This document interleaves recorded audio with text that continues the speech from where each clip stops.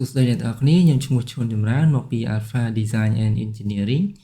ថ្ងៃនេះខ្ញុំនឹងបង្រៀនពីរបៀប model plate អញ្ចឹងយើងចូលមក style តើមានយើងរើសពាក្យ plate ដាក់ click លើវាពីរដង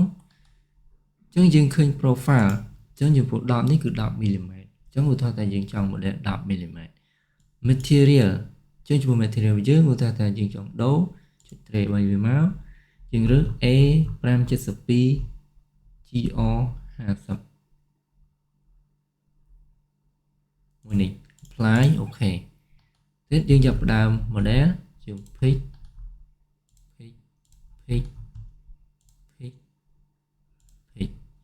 enter អញ្ចឹងយើងបាន plate របស់យើងហើយទៅទៀតយើងស្រេចលើ plate ហ្នឹងយើងឃើញ position active នេះ middle អញ្ចឹងបើសិនជាយើងចង់មក front យើង modify មកអញ្ចឹងវាឡើងមកលើយើងចុះមកក្រោមយើងដូរមកដាក់ behind អញ្ចឹងវាចុះមកក្រោម